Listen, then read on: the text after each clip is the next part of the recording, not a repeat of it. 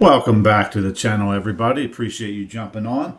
We got some great stuff in today's video, including some rumors about who might be the White House crypto czar, and also some more news about partnerships happening in the cryptocurrency industry. Do me a favor, hit that like and subscribe button. It certainly helps the channel. Stay tuned on this channel for news about cryptocurrency. We're all busy. Not all of us can keep up on Twitter and Instagram and any other social media tool you might use to keep up to date on things. That's what I'm here to do. I'm here to help you out with that and share the most important information and opportunities. Give me a like and subscribe.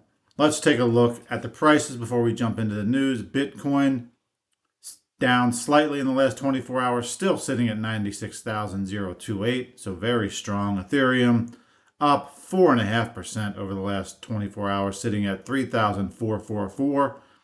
Solana pretty much flat over the last 24 hours, sitting at 242. XRP up 8% in the last 24 hours, sitting at $1.41. So let's jump into some news on X. As always, see what's happening in the world of cryptocurrency. And first, from Jake Claver, retweeting Sean McBride here, he says, there is a real and growing possibility at Brad Garlinghouse will be chosen as Trump's new crypto czar. Wow. That would be something special. I wonder how he has the time, but much like Elon, I guess these guys figure it out somehow, some way. So we'll see if this comes to fruition. Next, coming in from Cointelegraph, and this was all over X yesterday, breaking HBAR-XRP launches HBAR-DN's $3.8 billion money market fund as the first tokenized fund on the XRPL ledger in collaboration with Ripple. Wow. So money market fund coming to the Ripple ledger. They keep continuing to build on the XRP ledger, which is great to see. Coming here from Stellar, it says most humans can't access basic banking. That's what Stellar's here to do. That's not just a failure, it's an opportunity. Time to flip the script. Time to build for the global majority.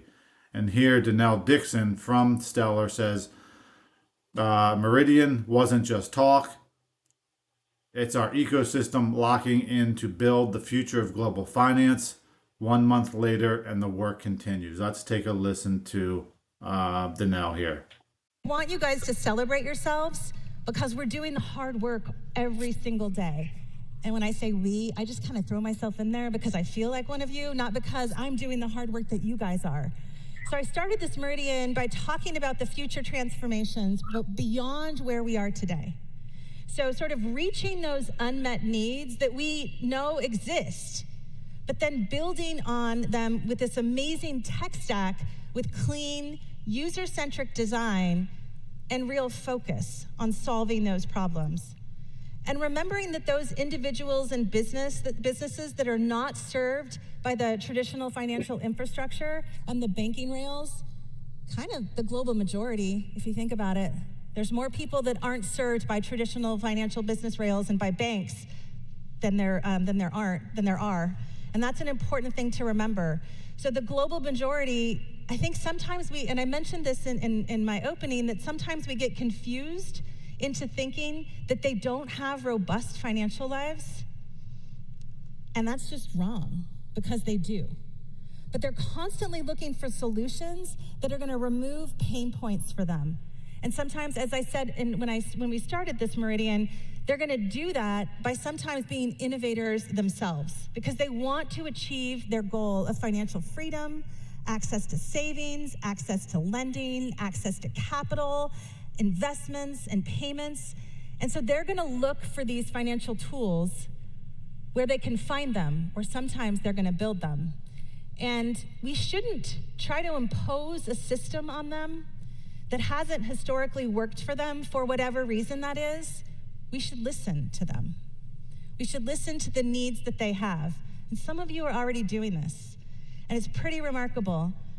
But I think it's just a good reminder that when we listen, we actually can be super creative about what we can use this technology to solve.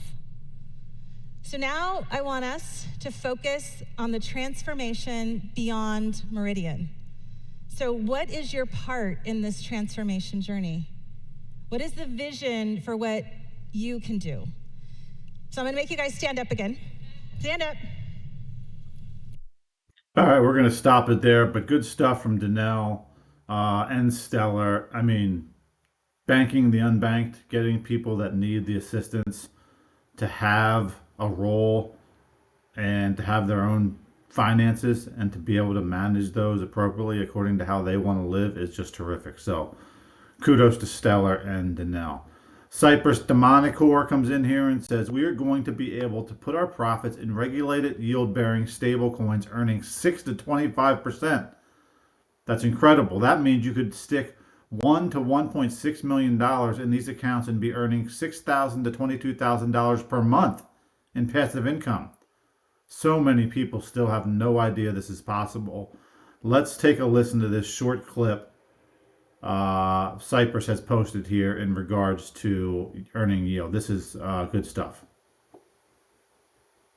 It's a USD stable yield fund. It's fairly simple, low risk stuff. It's just denominated in USDC and deployed on the blue chip DeFi money markets. And we're going to plug those into earn accounts on exchanges and offering exchanges users the possibility to deposit their USDC balances into a very, very simple set of strategies, of which of which value proposition is to outperform the U.S. Fed funds rate, right? So as you've seen previously on that DeFi yields rates chart that I've pulled off, it's a USD stable yield fund. All right, so obviously do your own research here, but this looks very interesting to be able to earn that kind of yield. Obviously, if you're going to do this, if I was going to do this, I would start with a small amount of money. Small amount obviously is relative to each individual, but I would start with a small amount, whatever that is for me, and see how it worked. And then I would slowly increase over time. But certainly something that sounds very interesting, with great opportunity there. Coming in from Digital Asset Investor, he says SEC emergency settlement rumors. If true, we've seen nothing yet with the XRP price. That would be great to see a settlement and get this SEC XRP, Ripple case done and over with. It's been too long, too much money spent on both sides, quite frankly. So hopefully with Gary Gensler's resignation, we can get this resolved. Here coming from CKJ Crypto News, an interview with Jed McCaleb of Stellar, which we just talked about. This is the founder right here. Brilliant gentleman. Let's take a listen to Jed. It became really clear to me that there needed to be this universal payment network, right? There needed to be essentially a way that no matter what financial institution you use, whether you're at a bank or like some mobile money thing or like Venmo or whatever, or you're using one currency and someone else is using another, all of these things should be interoperable, right? It should work like the internet does. So the analogy we always use is basically the SMTP is the underlying protocol for email, right? And it basically means where you don't have to care if somebody's at a university or a company or whatever, as long as they're running a mail server, you can send a message to them, right? And the same should be true of payments, I think. And so that's what Stellar is designed to be, is this universal payment network, essentially. So we started 3 years ago, and basically for the first 2.5 years, we were building out the technology, and now it's kind of solid and robust, and we're getting people on board the network right now. And so it came. Good stuff from Jed, and we could certainly use this. The world could certainly use this. Decentralized. Let's make it happen. Let's move on to Crypto Erie here. She says, staggering statistic. USDT Tether wallets are going more than 30 million plus wallets per quarter. Growing. It's almost insane. Says Paulo Ordonez of Tether. The parabolic growth is directly proportionate to the current state of the global finance is not very healthy. Let's take a listen.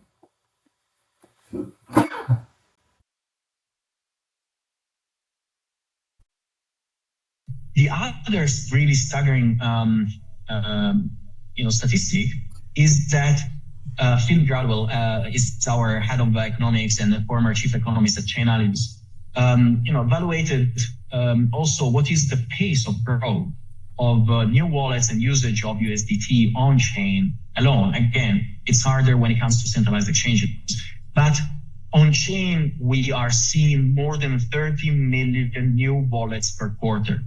And trust me, I asked him many times to review the number because it blew my mind. So the number of USDT wallets are growing. I'm repeating myself at more than 30 million per quarter. It's almost insane. And I asked myself why this is happening. And unfortunately, it's kind of a sad realization. This is happening because the success and the growth and this almost parabolic growth of adoption of USDT across emerging markets in developing countries is directly proportional to the failure of many economies around the world. And sure, I mean, if you are a private company, it brings good value, good numbers, but the feeling that we have, and it's not great because it means that there is something that actually is not working in the world. And likely we are providing an option. So I'm glad that Tether is around providing an option, a lifeline to many communities. But it means that what is being attempted at the current state of the global finance is not very healthy. There you have it. Good video from Crypto Eerie. Again, Tether is definitely on the watch out list here in the United States. I think being investigated, so be careful when using Tether. Obviously, do your own research. None of this is financial advice, but they are right in that people want more control over their finances, and that the banking system has failed many of us. So moving on to Emily here. She says, breaking. WEF member says that HBAR got integrated into the Federal Reserve to expand partnership with XRP to enable RLUSD payments. Upcoming interoperability layer between HBAR and XRP. So, Hedera was successfully integrated into the FedNow payment system of the U.S. Federal Reserve through DROP. There might soon be an expansion of the integration. Ripple RLUSD is a stablecoin cryptocurrency. It aims to mirror the US dollar and is designed for quick and cheap payments. This further indicates an upcoming interoperability layer between HBAR and XRP, but also the previously reported collaboration on a global standard for CBDC and stablecoin settlements. So, the partnerships continue, ladies and gentlemen, no doubt. Let's look at one more story here before we close out for the day. Edrag Crypto saying candle 123 supernova moment. All roads lead to Rome, and for XRP, all historic patterns and formations are leading us to double digits. I'm growing more confident that the price target window sits between $13 and $27. It's not a wide range because 27 is just double 13.